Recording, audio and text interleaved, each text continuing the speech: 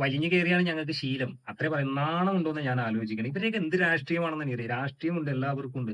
ഇല്ലാന്നൊന്നും പറയുന്നില്ല. ഒരു കേരളത്തിലെ ഒരു പൗരൻ എന്നുള്ള രീതിക്ക് എനിക്കിന്ന് കണ്ടൊരു വളരെ മോശമായ ഒരു കാര്യം. കാരണം സണ്ണി ലിയോൺ വന്നപ്പോൾ കൊച്ചിയിൽ ഇതിലും കൂടുതൽ ആൾക്കാരുണ്ടായിരുന്നു. അതൊരു വേറെ പക്ഷം. നമ്മുടെ പ്രധാനമന്ത്രി വന്നപ്പോൾ ഉള്ള ഒരു അവസ്ഥ രാജസ്ഥാനിൽ നിന്ന് വരെ ആൾക്കാരെ കൊണ്ട് തിരക്കിയിട്ടാണ് പരിപാടി നടത്തിയത്. അതൊക്കെ എന്തും ആയിക്കോട്ടെ. അതൊക്കെ പാർട്ടി രാഷ്ട്രീയപരമായിട്ടും അതൊക്കെയാണ്. ഒരു മനുഷ്യൻ എന്നുള്ള രീതിക്ക് ഈ എൻഎച്ച് ആ ഒരു പുരോഗമനം ഇത്രയും എന്താ പറയാ, അതിൽ അഴിമതി ഉണ്ടാവാം, രാഷ്ട്രീയപരമായിട്ട് എതിർപ്പുകൾ ഉണ്ടാവും. അത് പ്രതിപക്ഷമാണെങ്കിലും ഭരണപക്ഷമാണെങ്കിലും പരസ്പരം തമ്മിൽ തല്ലുന്നുണ്ട്. എന്നാൽ ഈ ഒരു കാര്യത്തിൽ പ്രതിപക്ഷവും ഭരണപക്ഷവും ഒരുമിച്ച് തീരുമാനമെടുത്ത് അവരെ അത് അംഗീകരിച്ച ഒരു കാര്യം. അവർ പോലും മറച്ചൊരു കാര്യം പറയില്ല.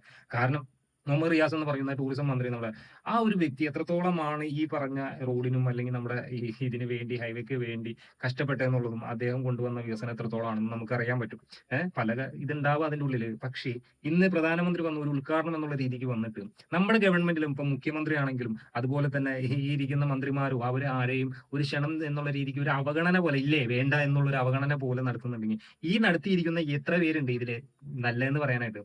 ഏഹ് കണ്ട രാജസ്ഥാനിൽ നിന്നൊക്കെ ആള് ഇപ്പൊ രാജസ്ഥാനിൽ നിന്ന് നമ്മുടെ പ്രധാനമന്ത്രിയെ കാണാൻ വേണ്ടി വന്നതാണ് കേരളത്തിലേക്ക്. രാജസ്ഥാനിൽ നിന്ന് കേരളത്തിലേക്ക് വന്നു. അവിടെ കാണാൻ പറ്റാത്തതുകൊണ്ട് കേരളത്തിലേക്ക് ട്രാവൽ ചെയ്ത് വന്നവര്. കൊണ്ടുവന്നതല്ല ട്ടോ, ആർക്കും സംശയമൊന്നുമില്ലല്ലോ, കൊണ്ടുവന്നതല്ല. എന്താണെങ്കിലും ഞാൻ കണ്ടിടത്തോളം കൊച്ചിയിൽ തണ്ണീരിയോ വന്നപ്പോൾ ഇതിൽ കൂടുതൽ തിരക്കുണ്ടാവും. ഈ പിണറായി വിജയൻ എന്ന് പറയുന്ന ഇപ്പൊ നമ്മുടെ സിഎം വന്നു നിന്നതിനാ ഇതിൽ കൂടുതൽ തിരക്കുണ്ടാവും. ഇതിൽ കൂടുതൽ ജനങ്ങൾ ഉണ്ടാവും അവിടെ പരിപാടിക്ക്. പാളി പോയി എന്നല്ലാണ്ട് എന്നിട്ട് വായ പൊളിക്കാൻ ഒരു വാവളും താൻ.